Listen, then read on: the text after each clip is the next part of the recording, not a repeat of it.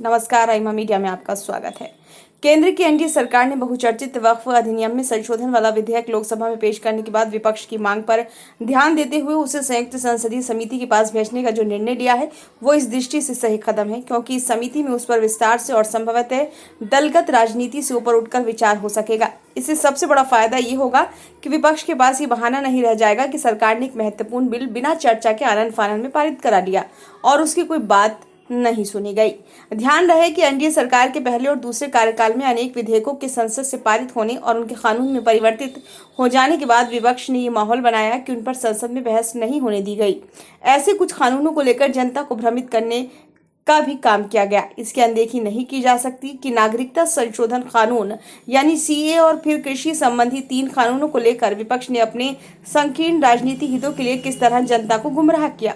देखना है कि शीघ्र गठित होने वाली संयुक्त संसदीय समिति वक्फ संशोधन अधिनियम पर किस तरह विचार करती है और वो कोई आम सहमति कायम कर पाती है या नहीं।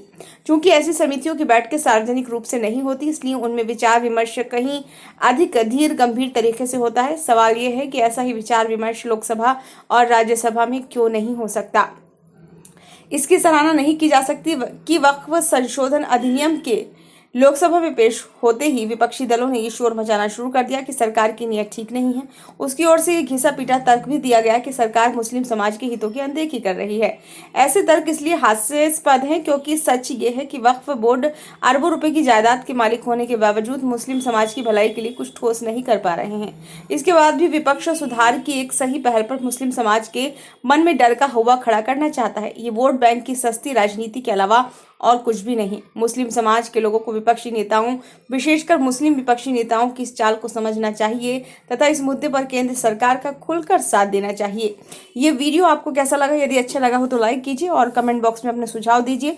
यदि आपने इस चैनल को अभी तक सब्सक्राइब नहीं किया है तो कृपया इसे सब्सक्राइब कर दीजिए।